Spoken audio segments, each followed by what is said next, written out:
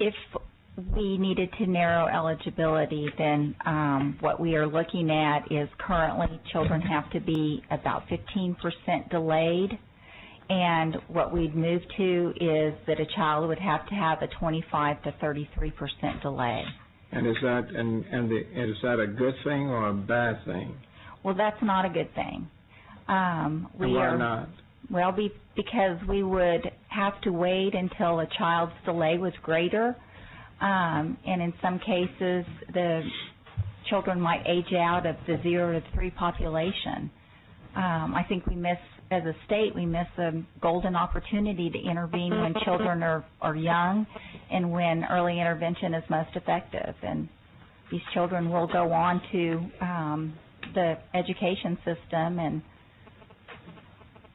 would likely have to be served in the education system under Part B.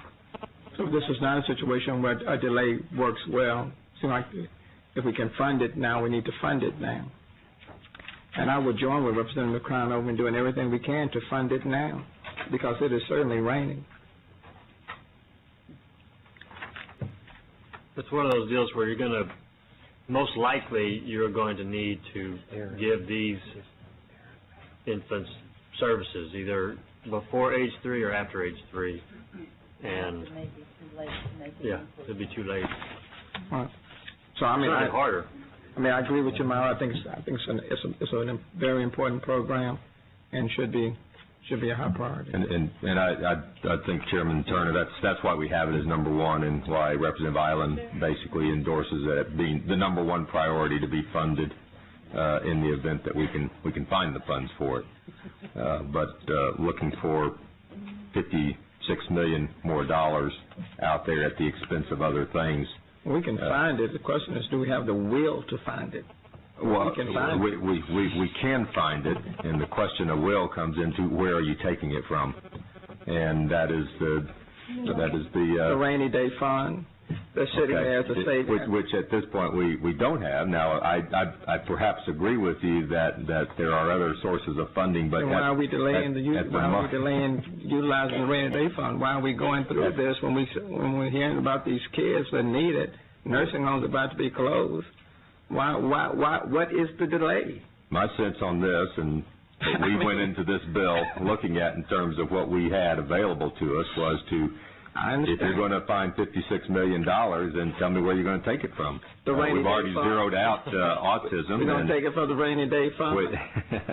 Why are we not utilizing the rainy day fund? And the agencies are doing their best to be as diplomatic with us as they can. They're being very diplomatic. They have bosses they have to report to. I understand that. They can't say it, but I'll say it. So they're not going to come up here and say that we're being irresponsible and draconian. They can't say it, and they're not going to say it. But I will say it for them. We are being irresponsible and draconian. Well, and we're not utilizing the rainy day fund. We're not utilizing rainy day funds, so and that's clear. Well, that's exactly right. And I would say before we go looking at trying to raid some other programs, funding here within the bill and the circumstances that we're working under, that we are best served by making that our number one issue to be funded in the event that we can find funding at a future time.